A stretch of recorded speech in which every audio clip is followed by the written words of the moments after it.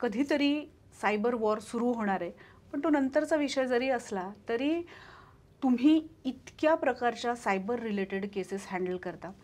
गेल्या 20 ते 25 वर्षामधला तुमचा याच्यामधला अनुभव आहे. आता इंटरनेट आपण रोजच वापरतोय, पण गेल्या 5 वर्षामध्ये कुठल्या कुठल्या प्रकारच्या केसेस तुमच्याकडे येतात?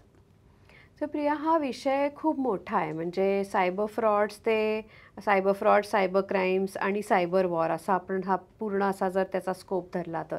पण आमच्या बघण्यात ज्या येत आहेत केसेस किंवा गेले 5-6 वर्ष ज्या वाढलेल्या केसेस आहेत, त्याच्या मी 5 कॅटेगरीज करू शकते.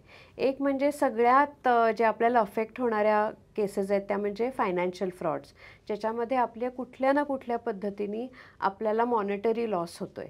ह्या केसेस खूप जास्त वाढल्या आहेत. दुसऱ्या म्हणजे मॅट्रिमोनियल किंवा डेटिंग ॲपवरचे फ्रॉड्स, ज्याच्यामध्ये इमोशनल गुंतागुंत होऊन किंवा चा आमिष दाखवून मग जेव्हा बाई किंवा पुरुष, मुलगा किंवा मुलगी विक्टिमाइज होतात. त्याच्यामध्ये परत मॉनिटरी भाग पण आहे, एक इमोशनल ट्रॉमाचा पण भाग आहे किंवा लॉस ऑफ ट्रस्ट आहे. त्यामुळे ह्या केसेस पण आम्हाला खूप जास्त प्रमाणात दिसतात. कुठल्याही सेक्शुअल हॅरेसमेंट अगेन्स्ट विमेन ह्याचे पण प्रमाण खूप जास्त आहे. ते मग सोशल मीडिया रिलेटेड असेल, प्लॅटफॉर्म रिलेटेड असेल. पण ह्या पद्धतीने जेव्हा बायका विक्टिमाइज होत आहेत, ह्या पद्धतीचे फ्रॉड्स पण आमच्या बघण्यामध्ये खूप येतात.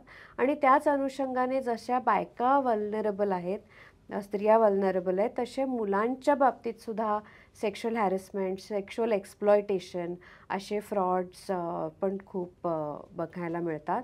आणि 5वी आणि पण तितकीच महत्त्वाची कॅटेगरी म्हणजे corporate espionage, corporate crimes, corporate cyber frauds. आणि त्याचं अगदी कॉमन उदाहरण म्हणजे रॅन्समवेअर अटॅक्स, ज्याच्यामध्ये कुठल्याही कॉर्पोरेट एंटिटीवर अटॅक होतो, त्यांचा डेटा फ्रीज केला जातो आणि मग तो डेटा परत हवा असेल तर एक खंडणीची मागणी केली जाते किंवा रॅन्समची मागणी केली जाते. तर एक ब्रॉड स्कोप बघितला तर आपल्याला ह्या पद्धतीचे क्राईम्स आम्ही बघतो.